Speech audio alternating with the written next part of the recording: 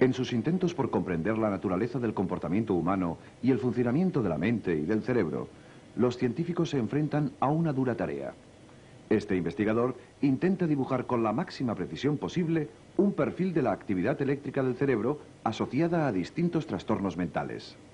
Para ello, él y sus colegas cuentan con un importante aliado, el método científico. Una serie de procedimientos generales para obtener información y poder interpretarla. Para que sea fiable, la información debe obtenerse a partir de observaciones y mediciones controladas cuidadosamente, de forma que otros investigadores, siguiendo los mismos pasos, obtengan el mismo resultado. ¿A qué tipo de lugares va cuando desea encontrar a alguien con quien mantener una relación o simplemente tener una relación sexual?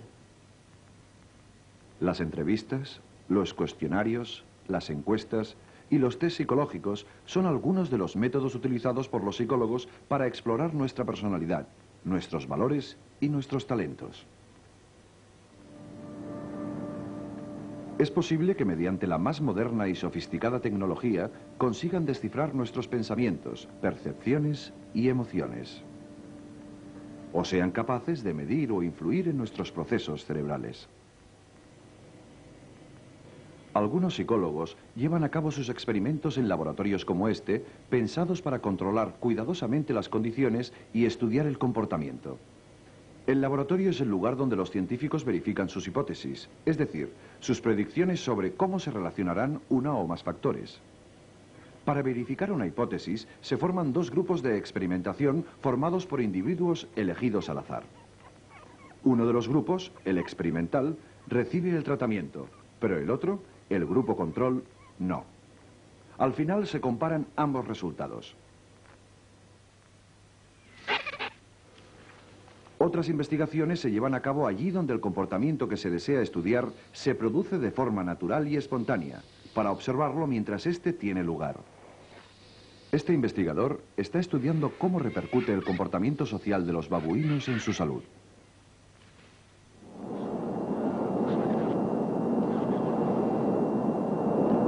La investigación psicológica también se desarrolla en entornos tan curiosos como este simulador de vuelo de las fuerzas aéreas.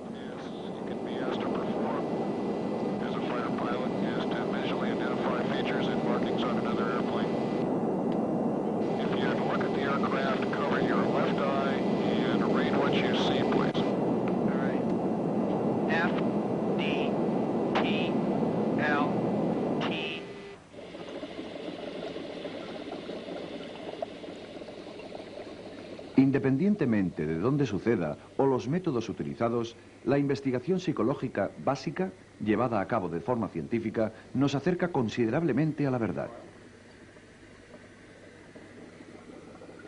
Si llegamos a comprender cómo estos investigadores separan ficción y realidad, quizá nosotros también podamos evitar algunos de los errores que cometemos en nuestra vida diaria, consecuencia de razonamientos equivocados o conclusiones precipitadas. En la Universidad de Johns Hopkins, el psiquiatra Jerome Frank estudia los rasgos comunes de las curas milagrosas, la cura por la fe, las conversiones religiosas y políticas y la psicoterapia. Todas las formas de curación psicológica, es decir, intentar influenciar en las personas mediante la palabra, comparten características curativas similares. Creo que la primera de ellas es la relación con el terapeuta, con la persona en quien el paciente confía, porque esto le da esperanzas. Esta es una premisa muy importante. También entra en juego el entorno, casi siempre un tipo de entorno curativo. Por ejemplo, un templo, la consulta de un médico o, ¿por qué no?, un hospital.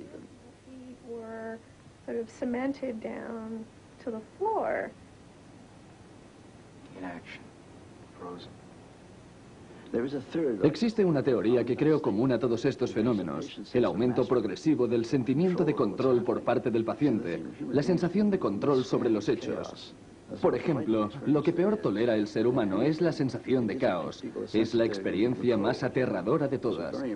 En este tipo de curas, el paciente tiene la sensación de que vuelve a controlarlo todo. Esto es importante para su moral. Una vez dicho esto, aparece una cuestión común a todos estos procesos. Si son realmente curativos, lo consiguen estimulando emocionalmente al individuo. El paciente siente que los acontecimientos son consecuencia de ello. Está contento o triste, o enfadado o asustado, pero yo diría que por encima de todo se siente aliviado. Sin embargo, a veces también expresa de la ansiedad porque se adentra en cuestiones que le provocan más ansiedad, que le hacen sentirse más ansioso de lo que estaba. Pienso que la fe es una parte esencial de todo proceso curativo, porque sin la fe de la persona no participa activamente en el proceso. A veces es esta creencia en el éxito del tratamiento lo que conduce a la curación, y no algún poder especial del supuesto tratamiento en sí. El término científico para este fenómeno es el efecto placebo. En medicina, un placebo es una sustancia, por ejemplo, una pastilla de azúcar, que no tiene ningún efecto farmacológico, pero que sí puede tener un efecto terapéutico en el dolor y la enfermedad de aquellas personas que creen que funcionará.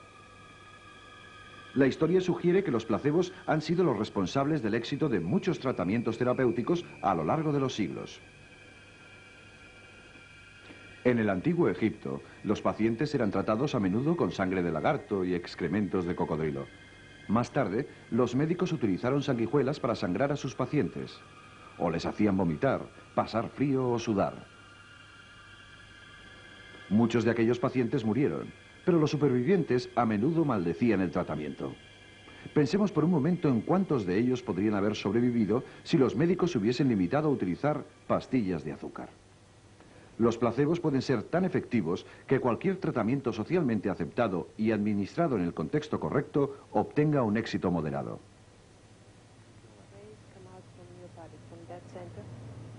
Según demuestran estudios recientes, la simple sugerencia de que un tratamiento funciona es suficiente para que una tercera parte de los enfermos asegure sentirse mejor. Con lo que se ha dicho, es fácil imaginar cómo el efecto placebo complica la labor del investigador. ¿Cómo saber si lo que funciona es un tratamiento específico o el simple hecho de recibirlo? Una solución es la conocida como el procedimiento doble ciego. Se administra a algunos pacientes el tratamiento real, mientras que a otros se les administra el placebo, sin decirles cuál es cuál. Ni siquiera el terapeuta que los administra lo sabe, para que ello no influya en el experimento. El sentido crítico necesario para analizar un truco de magia es también el que necesitamos para evaluar todo tipo de teorías y creencias. Tomemos, por ejemplo, el caso del editor Norman Cousins, que se convirtió en su propio médico cuando la medicina tradicional no pudo curarle. Cousins tenía un tipo de artritis de columna muy dolorosa y generalmente incurable. ¿La receta de Cousins? Reír. Vio varios gags de La cámara indiscreta y las películas de los hermanos Marx. El valor de la risa es que bloquea el pánico. Si en caso de enfermedad puedes aliviar al paciente liberándolo del miedo, entonces preparas el entorno para que el tratamiento médico resulte más efectivo. Eso no quiere decir que el factor psicológico baste para curar una enfermedad. Se produce una interacción entre los factores físicos y psicológicos. Sería de locos creer que una enfermedad, sobre todo si es grave, puede curarse riendo. Pero este tipo de confianza, la alegre creencia en un resultado, puede crear un entorno en el que la medicina pueda actuar y rendir al máximo. Cousins se recuperó totalmente de su enfermedad y desde entonces muchas personas han recurrido a la terapia de la risa para ayudar al tratamiento de distintas enfermedades y aliviar el dolor que provocan. Sin embargo, como explica Cousins, antes que asegurar que solamente la risa fue la clave para solucionar el rompecabezas de su enfermedad, debemos separar el efecto de la risa de los otros factores que influyeron en su estado mental y en su salud. Entre otros factores del tratamiento encontramos dosis masivas de vitamina C, su optimismo y deseo de vivir y el hecho de controlar personalmente su propio tratamiento. Todos ellos son muchos y poderosos placebos. Aquí es donde entra en juego la investigación experimental, cuando un determinado número de factores puede ser responsable de un efecto observado y queremos saber cuál de ellos es el auténtico responsable, tenemos que llevar a cabo un experimento. La esencia de un experimento consiste en la manipulación o variación sistemática de uno o más factores, mientras todos los otros que se consideran potencialmente importantes se mantienen constantes. Si ello se lleva a cabo correctamente, pueden evaluarse los efectos que estos acontecimientos manipulados ejercen sobre la reacción comportamental. Una vez hecho esto, es posible demostrar si las comedias actúan por sí mismas o solo como parte de un tratamiento global que incluye otros factores. Así que, aunque sepamos que un cambio importante ha tenido lugar, no podemos dar por sentado conocer las razones que lo han impulsado. También debemos resistir la tentación de concluir que los hechos correlativos, los que tienen lugar al mismo tiempo, están causalmente relacionados. Muchas de las cosas que parecen relaciones causa-efecto no lo son.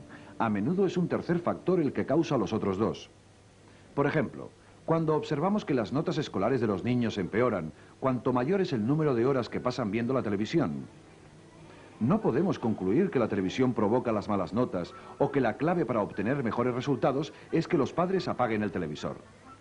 En cambio, lo que sí podría ocurrir es que los estudiantes menos capacitados ven más horas la televisión porque no les gusta la escuela ni hacer los deberes. En tal caso, ser alumnos menos aventajados es la causa de las malas notas, ya que es posible que los buenos estudiantes también vean muchas horas de televisión. Otro problema potencial cuando analizamos la información es deducir conclusiones significativas partiendo de muestras no lo bastante representativas.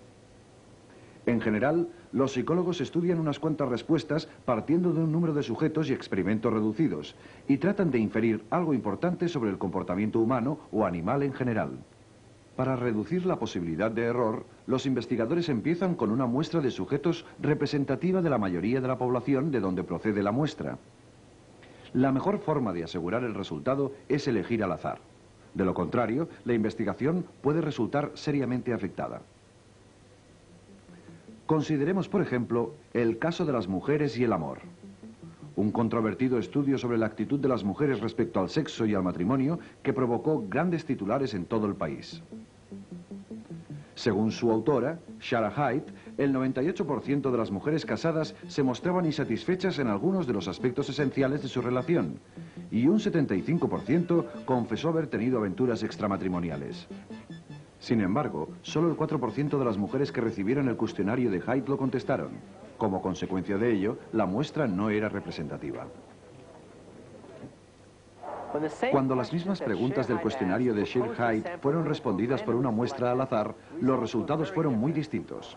Según una encuesta de la cadena ABC News y el periódico Washington Post, el 93% de las encuestadas se mostraban satisfechas con su relación y solo un 7% dijo haber tenido alguna aventura extramatrimonial. Así que cuidado con el periodismo pseudocientífico que utiliza las cifras para dar un aura de ciencia a sus resultados, pero cuyos métodos no son rigurosos.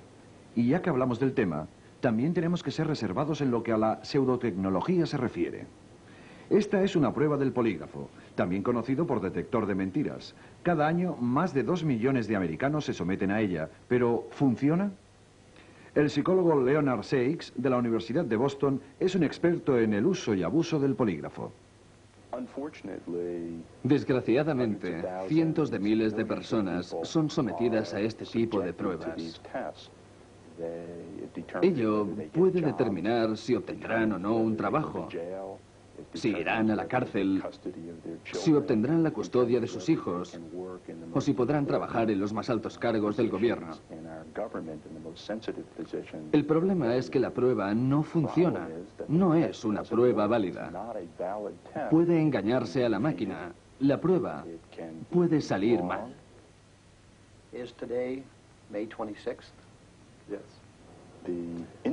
El instrumento que se utiliza es un polígrafo, que mide de forma muy simple lo que se denomina reacción de alerta o arousal. Los impulsos cardíacos, el sudor, el ritmo de la respiración. El responsable de la prueba hace una serie de preguntas muy estudiadas en la que el sujeto debe responder la verdad. La respuesta del sujeto ante las preguntas no conflictivas, la fecha, por ejemplo, se compara con la de aquellas en la que se cree podría mentir. Las personas que mienten a menudo se ponen nerviosas y a veces el corazón late más deprisa o sudan más. Pero es igualmente cierto que aquellas personas preocupadas por una determinada cuestión muestran la misma reacción y viceversa. A veces las personas que mienten no sudan o no aumentan su ritmo cardíaco. Así pues, no existe una conexión directa e inequívoca entre el hecho de mentir y estos estados psicológicos de arousal. Recientemente, el Congreso encargó a Seix y sus colegas que probaran la validez de los detectores de mentiras. Seix preparó un experimento en el que se permitía a varios sujetos coger dinero de un cajón. Después pasaron la prueba del detector de mentiras. Si la pasaban, podían quedarse el dinero. No. Do you have any money with you right now that you have taken from the desk? No. A algunos de los sujetos se les dijo que era posible engañar al detector.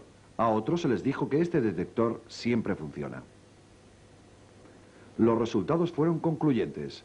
Aquellos que creían que era posible engañar al detector superaron la prueba. En cambio, la mayoría de los que creían que funcionaba correctamente se delataron. Y algunos sujetos que no habían cogido nada no superaron la prueba. Un polígrafo es parte del decorado. En otras palabras, es un recurso teatral.